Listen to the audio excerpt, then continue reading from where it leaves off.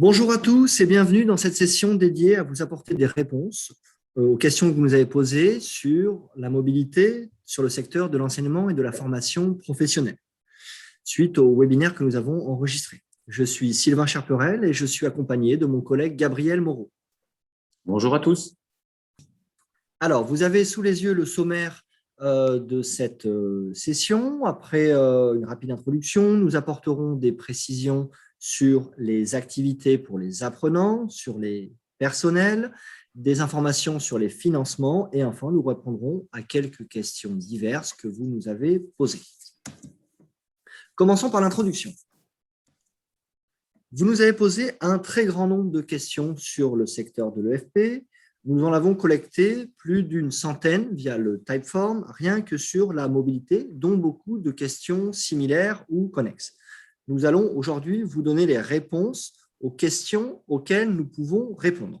En effet, nous ne pouvons pas répondre à certaines questions, notamment celles sur les justificatifs à présenter pour le versement des financements liés au coût forfaitaire, tant que les documents types, je fais référence ici aux contrats et aux annexes à ces contrats, qui servent de base à l'établissement de vos contrats de subvention, n'ont pas été transmis par la Commission européenne. Nous apporterons progressivement des réponses dès que nous les aurons dans la FAQ disponible sur Mon projet Erasmus+, à la rubrique « Pour vous aider ». Nous vous informons par ailleurs que vous trouverez sur la plateforme Mon projet Erasmus+, le guide du programme en version française. Sachez qu'en cas de différentes interprétations, c'est la version anglaise qui fait foi. Vous trouverez également sur cette plateforme un guide d'aide à la complétion des formulaires, donc le formulaire pour les projets de mobilité de courte durée et les formulaires de demande de candidature pour les projets accrédités. Vous trouverez également sur Mon projet Erasmus+, la circulaire qui a été publiée au BON et donc qui est mise en ligne à l'heure où vous écouterez cet enregistrement. Un grand nombre d'entre vous s'est dit étonné de ne pas devoir indiquer les destinations des mobilités dans les formulaires de candidature et par là même s'interroge sur les modalités de calcul des subventions octroyées. Donc ça concerne les financements pour les projets accrédités. Nous entendons parfaitement cet étonnement. Effectivement, ça constitue un changement majeur par rapport à la période précédente. Comme nous le précisions lors de la présentation de la classe virtuelle sur les projets accrédités, le montant des forfaits unitaires liés aux activités sera précisé dans une note fixant les règles d'allocation budgétaire. Cette note sera publiée sur notre site internet à la fin du mois d'avril. Nous attendons une validation de cette note par la Commission européenne. Pour votre information, nous avons eu très peu de questions qui concernent exclusivement les projets de mobilité de courte durée. Nous répondrons ainsi individuellement aux quelques personnes qui nous ont posé une question via le formulaire en ligne. En attendant la mise en ligne de cette note dont je viens de vous parler, nous pouvons d'ores et déjà vous indiquer que le montant de la subvention accordée dépendra d'un certain nombre d'éléments. Tout d'abord, du budget total disponible, soit pour l'EFP, pour l'appel à proposition 2021, 36 millions d'euros. Ce montant dépendra bien entendu des activités demandées et des forfaits financiers correspondants. Il dépendra également du montant minimal et maximal qui peut être accordé aux candidats et qui sera fixé par l'agence Erasmus+. Le montant de cette subvention dépendra d'autres critères d'attribution spécifiques qui seront précisés dans la note publiée à la fin du mois d'avril. Enfin, compte tenu du contexte sanitaire, il ne sera pas tenu compte de la performance passée pour l'allocation des financements 2021. Alors, nous commençons avec la première rubrique qui concerne les activités pour les apprenants de l'enseignement et de la formation professionnelle. Nous avons reçu beaucoup de questions sur les activités éligibles à la mobilité, donc pour les apprenants de l'EFP. Donc, il nous paraissait important aujourd'hui de revenir et de repréciser les 3 types d'activités possibles pour les apprenants de l'EFP. Première activité, des mobilités courtes, de courte durée à des fins d'apprentissage pour une durée donc de 10 jours à 89 jours, durée hors voyage. Des mobilités de longue durée à des fins d'apprentissage d'une durée de 90 jours à 365 jours. Donc, la deuxième activité.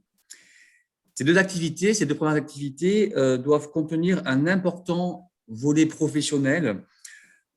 C'est la traduction dans le guide français de la mention Strong Work-Based Component dans le guide Erasmus+ en version anglaise. En fait, il faut le comprendre comme une mise en situation de travail à un moment donné pendant la mobilité.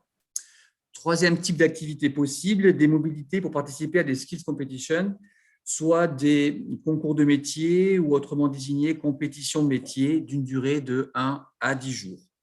Nous avons reçu beaucoup de questions aussi sur les skills competitions. Ce terme est défini page 358 du guide Erasmus+ 2021 en version anglaise. Ainsi, vous le verrez dans le guide, c'est défini de façon assez large ce qu'est une skills competition et l'agence n'a pas l'intention de circonscrire des skills competition à des compétitions spécifiques ou déjà identifiées. Pour rappel, ces trois activités sont possibles, alors bien entendu, dans l'un des 33 pays participants au programme Erasmus+, et c'est également possible à l'international, donc dans les pays partenaires, uniquement, cette fois-ci, pour les organismes qui auront été accrédités.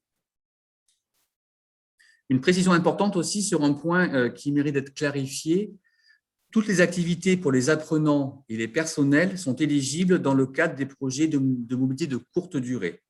On peut très bien faire une mobilité longue dans le cadre d'un projet dit court. En fait, ce n'est pas la mobilité qui est courte, mais c'est le type de projet. Et nous parlons la dernière fois des projets de mobilité à court terme. Dorénavant, avec le guide Erasmus+ 2021 en français, ça a été traduit par des projets de mobilité de courte durée.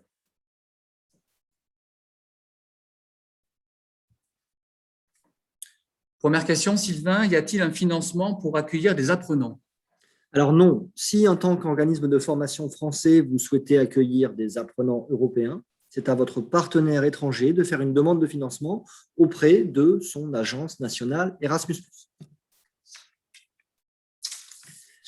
Gabriel, les mobilités en groupe sont-elles possibles sur le secteur de l'EFP?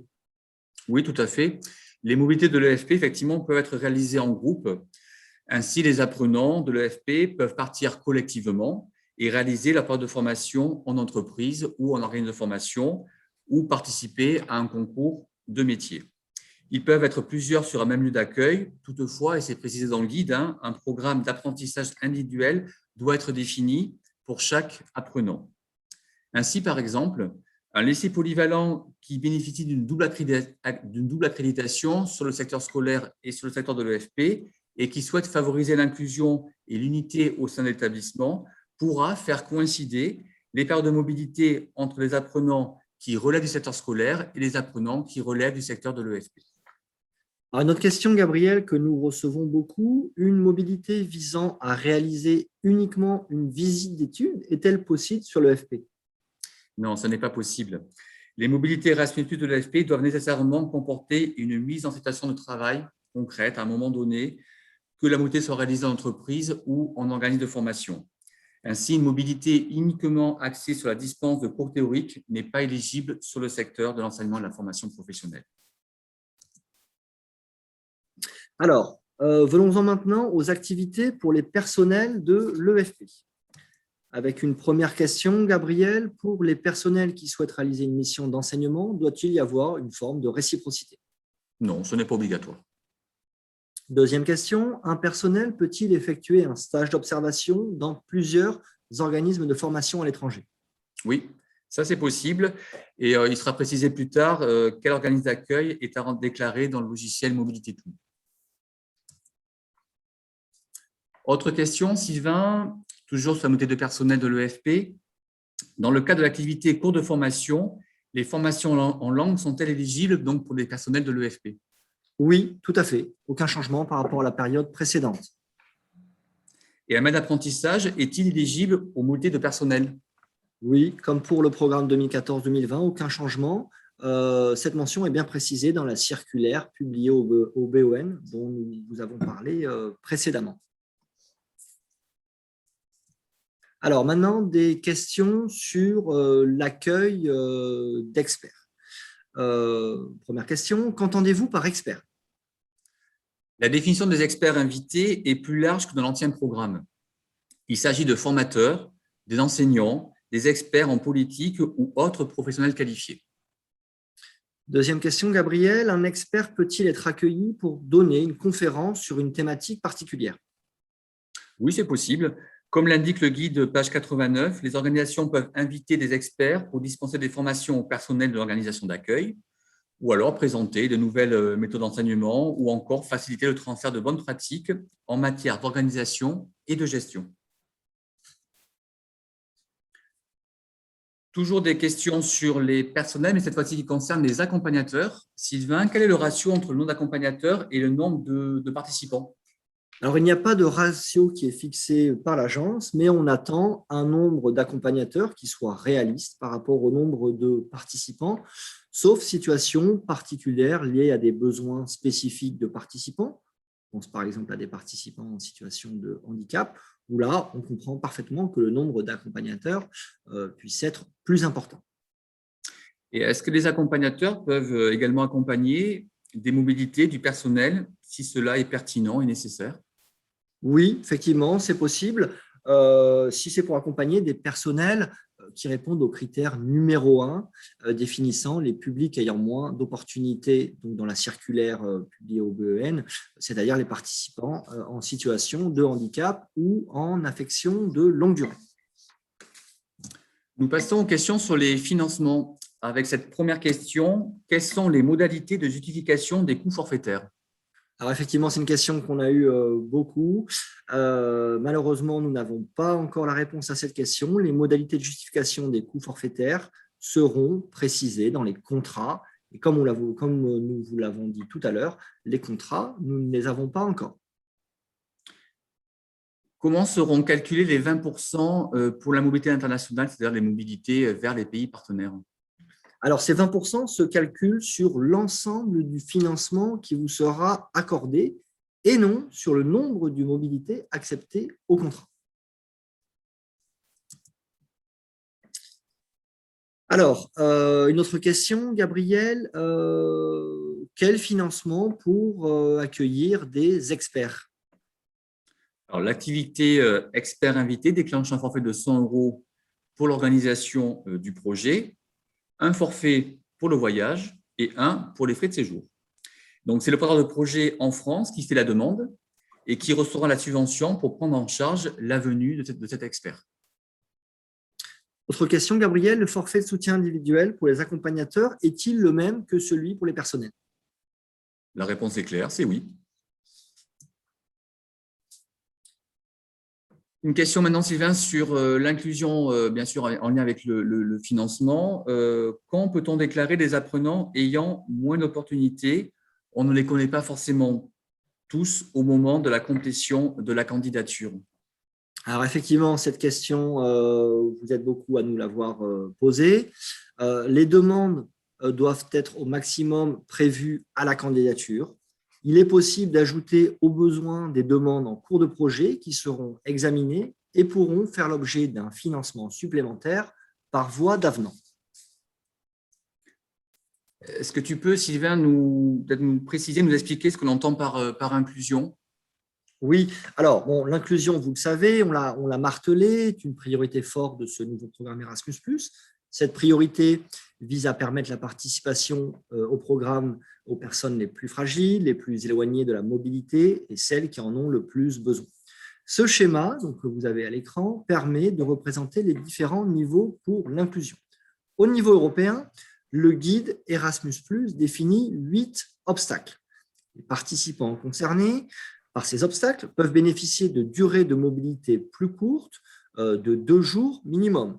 Cela concerne la mobilité courte pour les apprenants de l'EFP qui, vous le savez, normalement a une durée minimale de 10 jours. Deuxième niveau, cette fois-ci national. Ce sont les 9 critères de l'inclusion qui sont définis dans la circulaire publiée au BEN. Ils permettent de déclencher un forfait de 100 € et pour les personnes en situation de handicap ou en affection de longue durée, donc c'est le rond vert que vous avez à l'écran, il est possible de demander, en plus de ce forfait de 100 €, un financement additionnel au réel pour réaliser la mobilité. Des questions maintenant sur les voyages à plus faible émission de carbone. Avec une première question, à combien de jours a-t-on droit au titre du Green Travel? Alors, rappelons d'abord la règle, on va dire, normale, qui permet de financer 2 jours maximum, c'est-à-dire un jour d'approche pour arriver dans le pays d'accueil et un jour d'approche pour entrer donc en France. En plus, si le participant utilise un moyen de transport à faible émission de carbone, l'organisme pourra se faire financer 4 jours supplémentaires, donc 6 au total, 2 plus 4. Alors, une autre question, Gabriel, qu'on reçoit beaucoup, qui est tout à fait légitime. Pour bénéficier du forfait Green Travel, quelle proportion du trajet doit être green? Alors, a priori, ça serait le trajet aller-retour avec un mode de transport vert qui permettra donc d'ouvrir le complément financier et aussi donc la durée extensible. Mais bon, tout cela sera confirmé dans les conditions particulières annexées au contrat. Donc, pour ça, il faut attendre le pack contractuel. Voilà, bien sûr, dès qu'on aura la réponse, on la mettra dans la FAQ sur mon projet Erasmus+. Bien sûr. On passe, alors toujours des questions sur le financement, mais cette fois-ci qui concerne les visites préparatoires. Sylvain, que couvre le forfait visites préparatoires? Alors, le forfait pour les visites préparatoires donc, est un forfait de 575 € qui couvre les frais de séjour et de voyage. Il est possible de financer 3 personnes maximum par lieu d'accueil. Donc, s'il y a 3 personnes qui se déplacent, c'est 3 fois 575 €. Et peut-on demander des visites préparatoires si on demande peu de mobilité? Alors oui, si cette demande est dûment justifiée, si l'explication fournie n'est pas convaincante, non.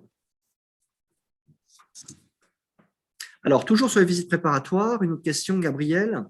Les visites préparatoires doivent-elles donner lieu à des mobilités d'apprenants ou de personnel au cours du même projet, ou ces mobilités peuvent être réalisées dans un projet suivant? Alors, bonne question. À ce stade, on n'a pas la réponse. Ce n'est pas indiqué dans le guide. On a posé la question à la Commission européenne et dès qu'on a la réponse, on la mettra sur mon projet Erasmus+. Alors, pour les visites préparatoires, le budget alloué est forfaitaire, donc on l'a dit, de 575 €. On a eu beaucoup de questions des territoires ultramarins. J'en prends une. Pour la Réunion, avec le prix des billets d'avion, cela rend les visites préparatoires impossibles et pourtant, le public et l'éloignement rendent nécessaires les visites préparatoires, surtout pour des mobilités longues et de nouvelles destinations. Que nous conseillez-vous? Peut-on demander des coûts exceptionnels pour compléter ce forfait? Alors, même réponse au jour d'aujourd'hui, en fait, le guide ne prévoit pas, n'en parle pas. En fait, cette question est tout à fait légitime, donc on l'a bien prise en compte. Elle va être effectivement étudiée en interne et on viendra vers vous. Enfin, on ne peut pas mettre la réponse, toujours pareil, sur mon projet Erasmus+, dès qu'elle sera validée par l'agence française. Nous arrivons bientôt à la fin de cette session. Nous allons traiter quelques questions diverses que vous nous avez posées. Avec cette première question, Sylvain, est-il conseillé de mettre en annexe un récapitulatif des destinations prévues? Non, ce document ne sera pas pris en compte dans le calcul du financement qui sera accordé. Et enfin, dernière question, quelle information a-t-on sur OLS, je vous rappelle, qui est la plateforme linguistique? Alors, on a eu beaucoup de questions effectivement là-dessus. Malheureusement, nous n'avons aucune information de la Commission européenne sur ce sujet. Vous êtes beaucoup à poser des questions, notamment sur la durée minimale pour pouvoir accéder à OLS. Pour rappel, dans l'ancien programme pour la mobilité des apprenants, c'était de 19 jours. Aujourd'hui, nous ne le savons pas. Nous pensons qu'a priori, OLS devrait être ouvert même pour des mobilités beaucoup plus courtes, même à partir de 2 jours pour les cas inclusion que nous avons présentés. Mais à ce jour, on ne peut pas vous l'affirmer.